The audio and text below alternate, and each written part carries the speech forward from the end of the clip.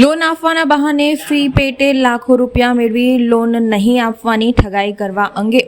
સુરતના કામરેજ અને સાબરકાંઠાના ઈડર પોલીસ સ્ટેશનમાં ગુનો નોંધવામાં આવ્યો છે, જેને નાસ્તા ફરતા આરોપી વડોદરા શહેર ક્રાઇમ બ્રાન્ચની ટીમે દબોચી લીધો છે. વડોદરા ક્રાઇમ બ્રાન્ચે ગજેન્દ્રસિંહ ભરતસિંહ જાદવ રહે glacier complex, Anup society, Jatalpur road, Vadodara, Amrakunj society, Khodiyalnagar, Vadodara, મૂળ મોરા ગામ, તાલુકો તિલકવાડા, જિલ્લો નર્મદાને શોધી કાઢવામાં આવેલ હતું. આ ઈસમની પ્રાથમિક પૂછપરછ અને ખાતરી તપાસ દરમિયાન આ ઈસમ સુરત ગ્રામના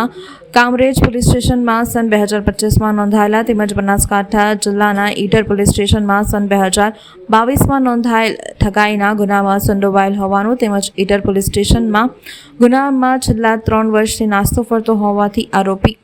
જણાઈ આવતા નાસ્તા ફરતા આરોપીને તપાસ અને કામરેજ પોલીસ સ્ટેશનની ટીમ દ્વારા આગળની વધુ તપાસ હવે હાથ ધરવામાં આવશે.